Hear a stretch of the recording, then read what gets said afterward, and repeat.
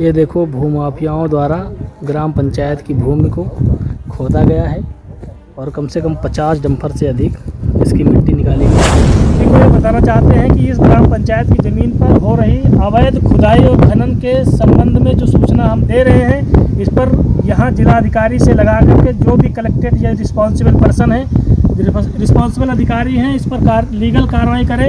अन्यथा की दशा में हम आगे की कार्रवाई माननीय उच्च न्यायालय में इसमें याचिका लगाकर करेंगे।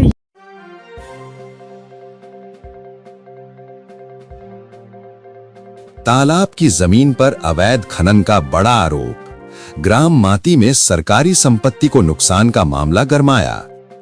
बाराबंकी जनपद के विकास खंड बंकी अंतर्गत ग्राम पंचायत माती में स्थित एक सरकारी तालाब की भूमि पर कथित अवैध खनन का गंभीर मामला सामने आया है, जिसने स्थानीय प्रशासन की कार्यप्रणाली और ग्राम सभा की संपत्तियों की सुरक्षा पर बड़े सवाल खड़े कर दिए हैं।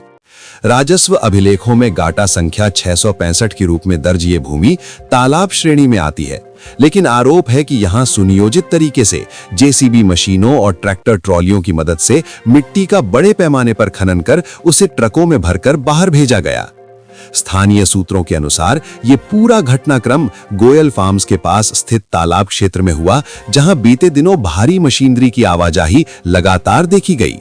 मामला तब सुर्खियों में आया जब हाई कोर्ट के अधिवक्ता कृष्ण गोपाल ने इस संबंध में जिलाधिकारी, उप जिलाधिकारी नवाबगंज सदर और संबंधित तहसीलदार को लिखित शिकायत भेजकर विस्तृत जांच और कार्यवाही की मांग की।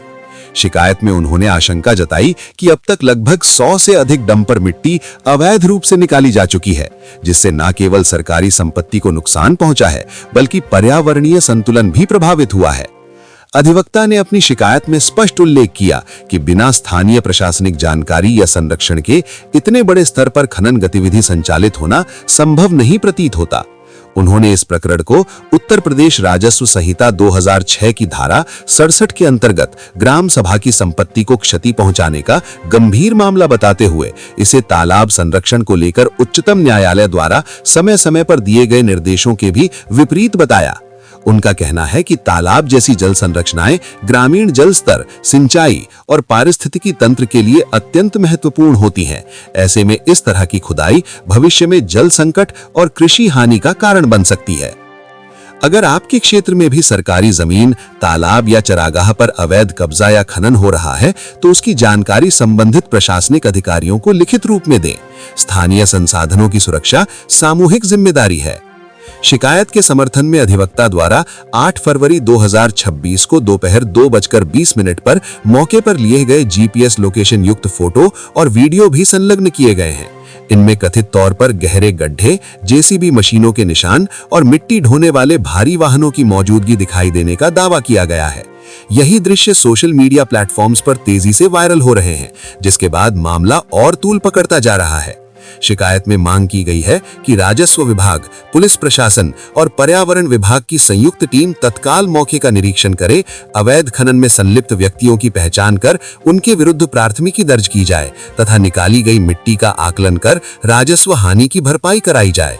साथ ही तालाब की खुदी हुई भूमि को पूर्व की स्थिति में बहाल करने के लिए पुनर्स्थापन कार्य भी कराया जाए। फिलहाल जिला प्रशासन की ओर से इस मामले में कोई आधिकारिक बयान या कार्रवाई की पुष्टि सामने नहीं आई है। ऐसे में अब सबकी नजरें प्रस्तावित जांच पर टिकी हैं, जिससे ही स्पष्ट होगा कि खनन वैध था या वास्तव में ग्राम सभा की भूमि पर अवैध दोहन किया गया। सरकारी संपत्तियों, जल स्रोतों और पर्यावरण से जुड़े ऐसे मामलों पर जागरूक रहे। अगर आपके पास भी इस प्रकरण से जुड़ी कोई जानकारी, फोटो या वीडियो हो, तो उसे जिम्मेदार एजेंसियों तक अवश्य पहुंचाएं, क्योंकि सार्वजनिक संसाधनों की रक्षा ही जनहित की सबसे बड़ी सुरक्षा है। भारत टाइम्स, सच के साथ हर वक्त।